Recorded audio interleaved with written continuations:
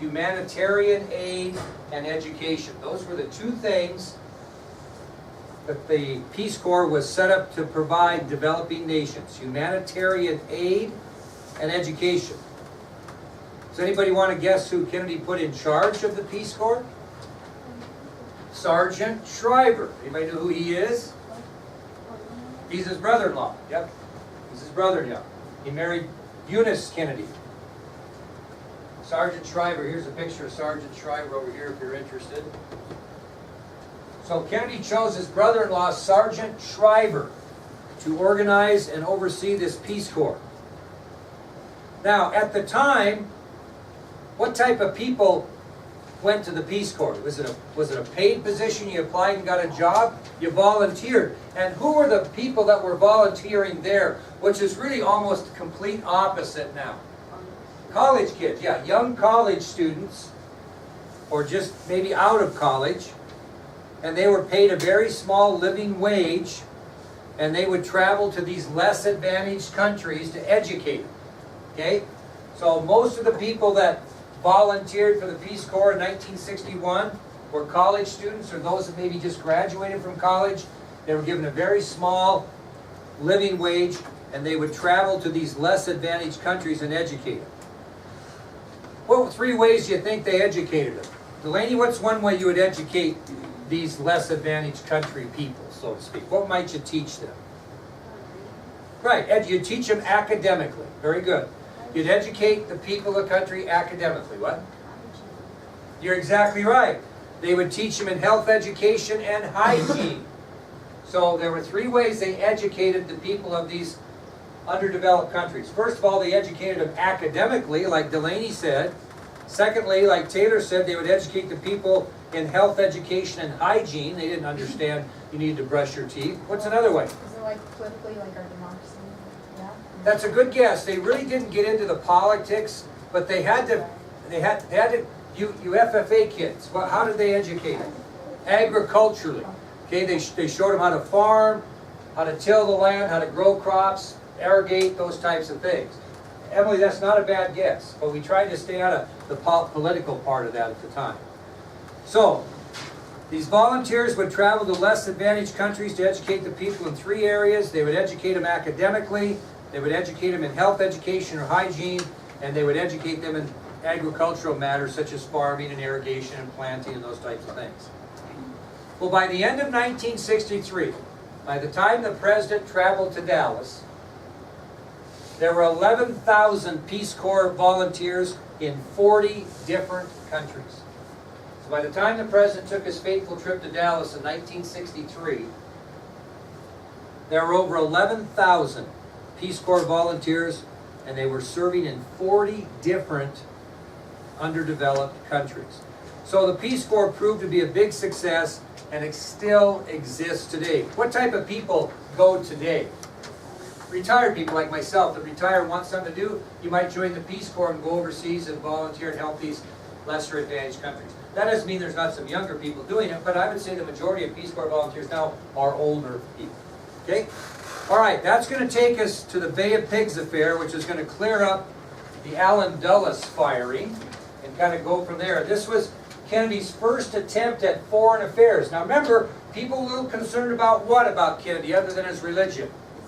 His young and inexperienced. So we'll see how well he does in his first shot at foreign affairs. And this is called the Bay of Pigs affair. This is an interesting story. Now, obviously, one of the biggest concerns that President Kennedy had when he took office was American morale toward the Soviet Union. Okay, there were a lot of people during the Cold War that thought the Soviets were going to take over the country. We got the space race going. They're the first one in space. They're the first one to orbit space. The whole 9 yards, and so we're behind. And Kennedy wanted to take some quick, bold action to kind of help Americans regain their self-confidence with the Soviet Union that we weren't in second place. Okay? And so he wanted to do something to kind of show the Americans, hey, I'm coming in here. I'm going to make sure everybody understands that communism is going to be in second place and America is going to be in first place.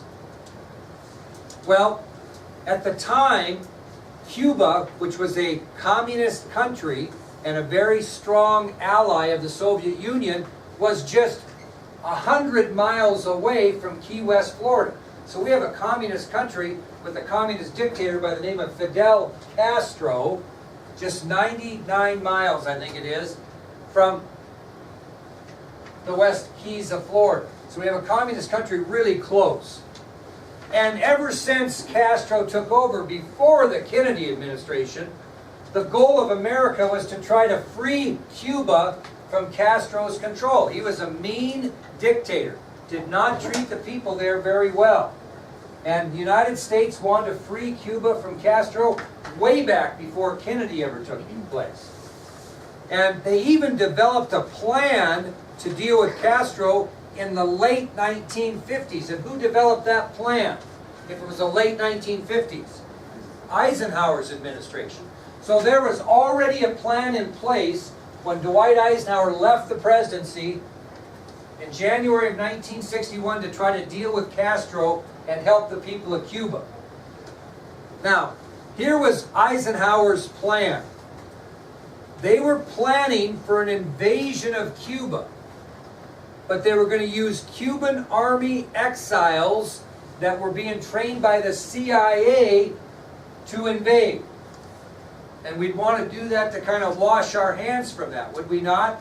So all these exiles, and what are exiles? They're people that are banished from a country, thrown out of their own country. Well, they're thrown out of their country and they're mad at Castro because he threw them out. What better people to train for an invasion back on the mother country to free Cuba? That was the thought process. So the CIA began to train a large number of Cuban army exiles, those that had been banished from their country, and they were going to invade Cuba. That was the plan. Not American troops, but Cuban exiles trained by the CIA were going to go back and invade Cuba. Now, this was what the invasion of Cuba was to accomplish. This is what we thought would happen. It's very important you know this. Why would we invade Cuba? Okay, well, they believed, this Eisenhower plan, I'm talking about Eisenhower's plan, they believed if they sent these Cuban army exiles, trained them and sent them back to invade Cuba, that number one, it would trigger an anti-communist attitude in the country. Somebody's finally standing up and trying to free us from this dictator, Castro. So the plan that the CIA put together during Eisenhower's administration was to train these exiles, invade Cuba. It would trigger an anti-communist attitude. What would that lead to? If all of a sudden that triggered an anti-communist attitude, what would the people of Cuba do? They would revolt. Very good. Which would lead to a revolt by the Cuban citizens that were tired of Castro's dictatorship. And if everything went well and people were pissed off enough after these Cuban exiles went in and got everybody riled up for revolution, what would happen to Castro? He would be assassinated. So this plan was kind of to accomplish these three things. They were going to land these Cuban exiles on the beaches of Cuba and invade them. It was going to trigger an anti-communist attitude, which would lead to a revolt by the Cuban citizens against Castro, which would lead to Castro's assassination. That was the plan. Okay? Now, who inherits this plan? Kennedy. President Kennedy. So it's going to be his decision whether he wants to go with this plan that Eisenhower developed or not. So he thinks it over. He asks the CIA their opinion. And the big question he asks the CIA is, what is the United States' commitment going to be here? If we land these exiles on the beaches of Cuba, what else do I have to provide as an American asset to this invasion? Okay?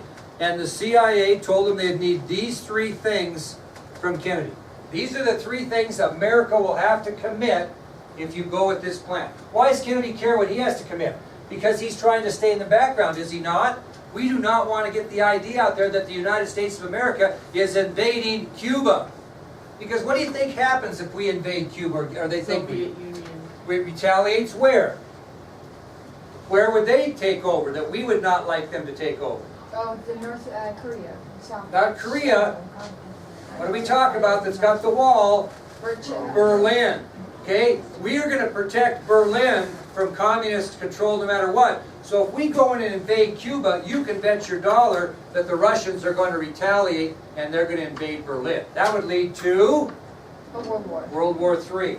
So, Kennedy doesn't want the concept that the United States is invading Cuba. These are going to be revolutionists who are going to go back in and try to get this done. But the CIA does need some help. First of all, they want military air cover for the exiles during the invasion. You know what I mean by that? As they hit the beaches of Cuba, we need air support so when they're resisted, they can get on the beaches. It's kind of like D-Day when they took the beaches of Normandy. If we'd have had some air support up there, would that have helped get them on the beaches? Okay, they had some support, but it was just a tough deal. But they wanted air support for the exiles during their invasion so they could get protection to get them on the beaches. The second thing the United States would have to commit is after this anti-communist attitude resulted and this revolution and the overthrowing of Castro and possibly, hopefully, his assassination, after it was all done, America would send in troops to mop up and restore order. So our hands kind of off on that deal, right? Because we're going to come in after it's done. So we're going to have to provide air support to get them on the beaches. Without the air support, by the way, are they going to get on the beaches? No. And then we're going to need troops to mop up after it's all over and restore order. And what do you think the third thing we'd do after we mopped up and restored order? We would help the new Cubans get a what? A new government of their choosing, which would be democratic, not communist. So when Kennedy says to the CIA, okay, I get this plan, but what do I have to commit from the United States of America? Well, Mr. President, we need air cover, so when those exiles hit the beach, they can get on land. Secondly, after the whole thing's over and we have this anti-communist attitude, and this revolt, this assassination or killing of Fidel Castro, I need you to send troops in there and mop up and kind of restore order. And then we're going to have to send some people in after that to kind of get them a government of their choosing and get them lined out. Okay? So Kennedy listens to all this, and he consults with his advisors, and finally he gives the CIA permission to continue Eisenhower's plan. So he looks it all over, he gives them a go. So after studying and consulting with his advisors, President Kennedy gave the CIA permission to continue President Eisenhower's plan. So on April 17th of 1961, on April 17th, 1961, a force of 1,382 Cuban exiles landed on the southern coast of Cuba, known as what? The Bay of Pigs. Okay, so on April 17th of 1961, a force of 1,382 Cuban exiles landed on the southern coast of Cuba, also known as the Bay of Pigs.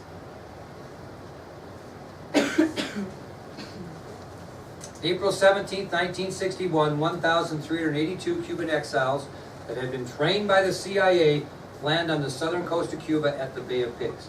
The whole operation turns out to be an absolute disaster.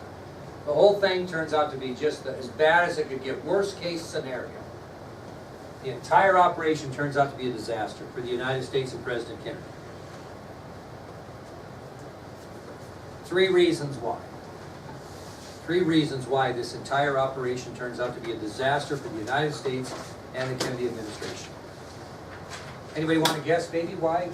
What? The revolt by Cuban citizens against Castro never happened. You know why it didn't happen?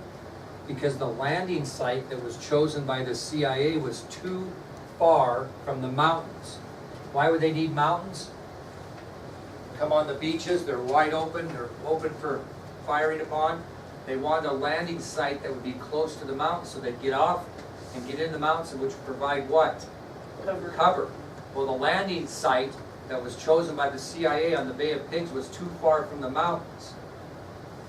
So they never got to the mountains. And as a result of not getting to the mountains, there was no revolt because there was no real hardcore invasion. But that's not even the big reason why it turned out to be a disaster. What did these exiles need, even though the landing spot was too far from the mountains? What do they need? What? Somebody said it. They needed the air support. They have no chance. At the last minute, President Kennedy decides not to provide air support for the exiles. Very last minute. So think about that. It turns out to be a total disaster. One, the landing site chosen by the CIA is too far from the mountains, which are needed to provide protection for the exiles once they get on the beaches. Two, the revolt by Cuban citizens against Castro never happened, partially because the invasion wasn't very good, but partially those people were scared to death of that man. And three, at the very last minute, President Kennedy decided not to provide air support for the exiles. Why would he do that? And who would talk him out of it? It wasn't his own decision. Somebody had to talk him out of it. Robert Kennedy, very good, Tater. Robert Kennedy talked him out of it at the last minute. Why? Why did he do that? Anybody know? Bobby started thinking about this whole thing. He thought, you know, what's our first goal? What's our first goal? We're gonna throw exiles on the beach. They're gonna storm the beaches. We're gonna get this anti-Castro attitude. We're gonna have a revolution. What didn't Bobby want the United States involved in? The third part of it. What was it? The assassination of another country's leader. Bobby said, boy, that's a bad idea. If we get pegged for that, it's okay to get pegged to support an invasion. It's okay to get pegged to start a revolution. It's okay to come in and mop up afterwards. But do we really want to be pegged for assassinating another country's leader? And he talked Kennedy out of it at the last minute. Bobby thought it would be too great of a risk for the United States to get involved in an assassination of another country's leader. Well, after this invasion, Kennedy was pissed. And who was he pissed at? CIA. Because he didn't feel like they gave him all the information up front. Because a lot of other things went wrong that day that he wasn't aware of, including the landing spot being too far from the mountains. So Kennedy is furious. And he is so upset with the CIA, what does he do? He fires Allen Dulles. Fires him as CIA director. Now, the result of this, how many Cuban exiles went in there? Of those 1,382, 203 were killed, and 1,179 were captured. What would maybe be the best of those two? Killed. I mean, seriously, you might have been better off being killed. So of the 1,382 Cuban Army exiles that were involved in the Bay of Pigs disaster, 203 were killed, 1,179 were captured, which might result in a worse fate than being killed. Well, this is where Kennedy showed his maturity. On national television, the young president addressed the nation concerning the Bay of Pigs disaster. On national television. And he swallows his pride. Does he blame the CIA on national television? No. He blames himself. He takes total responsibility for the botched effort in Cuba. So he swallows his pride, and on national television, something another president had never ever had to do, the world to see him, he swallows his pride and takes total responsibility. Two quotes during that time that you may or may not want to write down, as he said, quote, "I am the responsible officer of the government." In other words, the buck stops with me, Harry Truman. I'm the man that is responsible for what the government does. I'm the responsible officer of the government, thus the blame falls on me for this disaster. And this is a quote I really like, and you guys kids who are in sports will understand this. He said, "Victory has 100 fathers, and defeat is an orphan." Victory has 100 fathers, and defeat is an orphan. Everybody loves it when you win, but how many friends do you have when you lose? That's his point. Victory has 100 fathers. Defeat is an orphan. Nobody wants to take responsibility for defeat. Well, Kennedy does the right thing. On December 29th, 1962, on December 29th of 1962, the United States sent $62 million worth of supplies and goods to Cuba in exchange for what? 1,179 exiles that survived. Do you understand what their fate would have been if Kennedy wouldn't have done that? Not good.